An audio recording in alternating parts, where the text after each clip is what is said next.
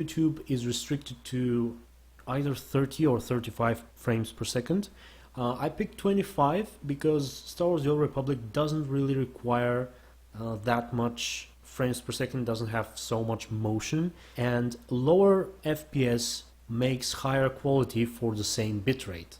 If I'm to explain it in a simple way, bitrate is the amount of data you transfer, and that's the main thing that determines video quality.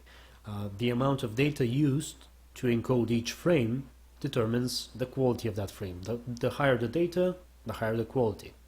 And so if you stream with a certain bitrate and you compare a stream with that bitrate of the same thing with 60 frames and with 30 frames, the one with 30 frames will have higher bits per frame and therefore higher quality. So I think 25 bits per second, 25 frames per second, at least for Star Wars The Old Republic, is a good value.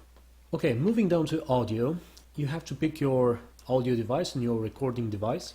They will be, if you're using non-USB devices, like non-USB microphone and speakers, they will most likely be the default one.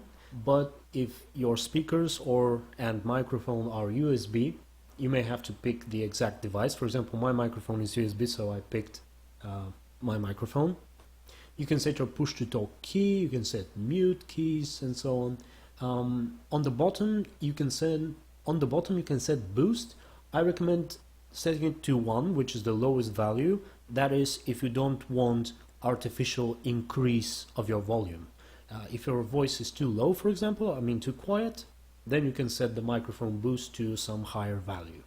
Okay, that's enough for audio. Going to advanced. Now I recommend leaving general, audio and network the way they are. And going to video, you have to set your keyframe interval to say 1.